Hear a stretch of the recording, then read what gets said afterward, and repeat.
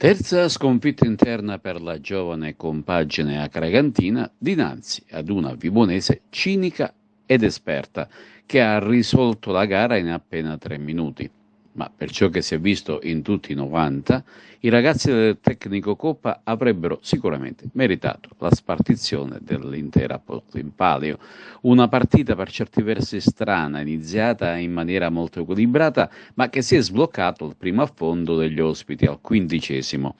Tandara duetta con Fitto, si presenta davanti a Sorrentino e lo infila d'astuzia.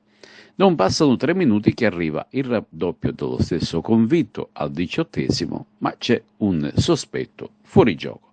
A questo punto la partita sembrava compromessa e per certi versi anche chiusa. Poi arriva la forte reazione biancazzurra e grazie ad alcuni aggiustamenti tecnici la squadra riprendeva a macinare azione su azione. In più occasioni riusciva a sfiorare la rete con i vari tiri dalla distanza con Di Mauro, Trombino e Grillo, ma il portiere del Bello era bravo a farsi sempre trovare pronto. È un Acregas molto reattivo e alla fine del tempo si va a riposo con tanta rabbia, ma sospinto dal calore dei propri tifosi. Al ritorno in campo l'Acregas parte a sprombattuto e al 47° un forte tiro di Marrale viene deviato distinto dal portiere ospite sopra la traversa. Al 50° un altro tiro, sempre dello stesso, è diretto all'incrocio dei pali e neutralizzato ancora dall'attento guardiapali calabro. L'Agregas continua a spingere e al 70° Di Mauro, dal limite dell'area, lascia partire un bolide che supera Del Bello. Esplode il tifo sugli spalti, la squadra crede fermamente nel pari, ma si espone un po' troppo ai contropiedi della Vibonese, che in un paio di occasioni sul finire della gara, con Tantara sfiora il tris. Alla fine i 3 punti vanno alla compagine di Antonio Boucher, ma gli applausi dei tifosi sono per l'Acregas, che sino all'ultimo secondo ha cercato insistentemente, senza fortuna, il pari che avrebbe sicuramente meritato. Domenica prossima l'Acregas osserverà un turno di sosta ed ora spazio alle interviste di fine gara. Poi io ho da fare i complimenti alla mia squadra perché credo che abbia fatto una bellissima partita, più bella ancora di quella di Trapani dove abbiamo avuto tante occasioni. Non siamo riusciti a metterla dentro, ma credo che in termini di prestazione, in termini di occasioni, oggi credo che sia stata ancora più bella di quella del Trapani. Cos'è mancato oggi all'Acregas? Semplicemente il gol. Davide, perdonami, ma non credo che ci siano tante analisi o valutazioni da fare. Io credo semplicemente il gol, perché io ho visto una Vibonese spaventata, soprattutto al secondo tempo, di non riuscire più a portare questo risultato a casa, che non credo fosse meritato, e noi non siamo riusciti a mettere la palla dentro. Ecco, anche la Vibonese ha ammesso che il pareggio sarebbe stato il risultato più giusto. Fin quando stavamo sul 2-1 forse sì, ma dopodiché io credo che l'Acregas avrebbe meritato di pareggiare e forse addirittura anche di vincere la partita. Però stiamo parlando comunque di una sconfitta, per cui è giusto portarcela a casa.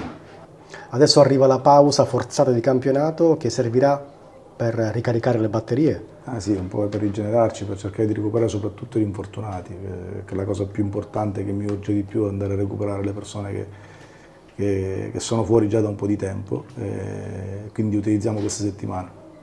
Francesco Ramondino, direttore sportivo della Vibonese, possiamo parlare di vittoria meritata per la Vibonese contro l'Acregas? È stata una vittoria sudata soprattutto, eravamo di fronte a un avversario importante che ci ha messo sotto, ci ha messo in grossa difficoltà, abbiamo lottato su ogni pallone, su un campo che non era facile uscirne fuori perché comunque il terreno di gioco purtroppo era in condizioni non ottimali, però diciamo che abbiamo fatto il nostro dovere, abbiamo lottato e ci prendiamo questa vittoria. Per voi quanto vale questa vittoria difficile contro un Acregas ostico che ci ha provato fino alla fine?